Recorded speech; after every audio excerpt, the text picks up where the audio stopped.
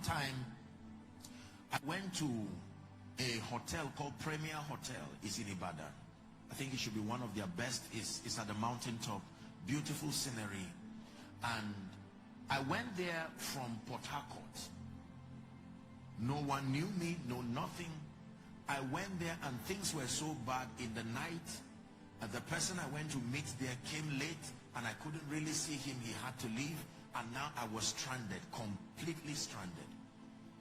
Nowhere to, I couldn't dare say I would stay in such a hotel. And I sat down 1 o'clock, 2 o'clock. I said, well, I'll just be patient and hang around till morning so that I'll go, because all I had left was my transport. But I stood there, I said, this is not a true reflection of my worth, and it's not a true reflection of my decisions.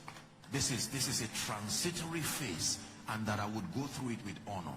It was just my body that was there. Are we together? Now listen carefully.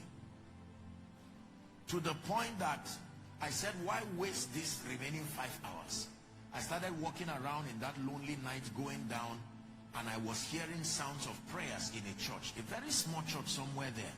And I said, beautiful, a vigil is going on. So instead of wasting my time and just sitting and snoring my destiny, let me go and invest my time in that vigil.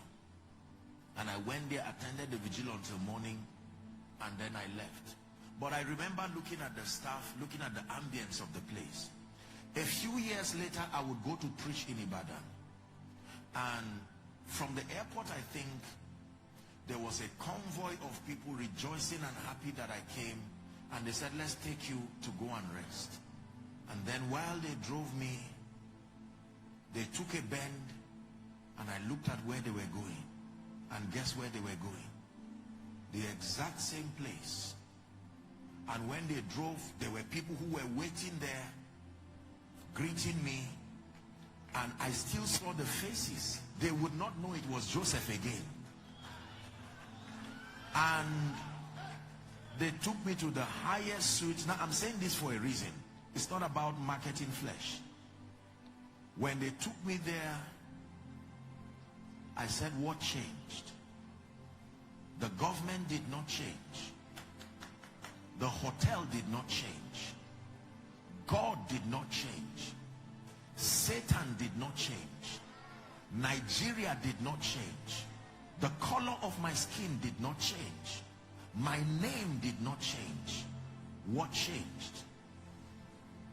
My choices, my decisions. You are sitting here today. There are some of you who, if you make up your mind to make decisions, one day we will gather here, but you will no longer be a spectator. You will be the one who will bring us, and together we will sit in the table of greatness, and you will recall the moments of pain. Or you can add this program as part of the archives of what will torture you tomorrow, that you had a chance for a great life. That tomorrow when you say, I know this person, your children will look at you and say, we're disappointed that you came close to greatness this far. There are many aged people today who are angry at great people. They see a man of God, and you know, and once you become great, everybody will say they knew you. Oh, I used to know this person. It's an indictment for you to have known greatness and still remain small. Imagine what Lot would tell them in Sodom and Gomorrah in the face of Abraham's exploit. Who did you say you were? Abraham's cousin? The man of covenant? What are you doing here?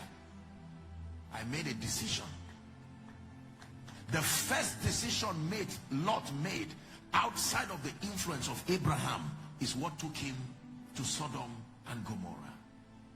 Listen, ladies and gentlemen, your decisions have far-reaching consequences that you know. Many of you have made a decision that you will not be serious. You allow life to just evolve itself, and somehow one day it go better. African cliche, the justification for a life of mediocrity. We believe that time automatically changes things. Time does not change anything. Time only reveals the consequences of your decisions.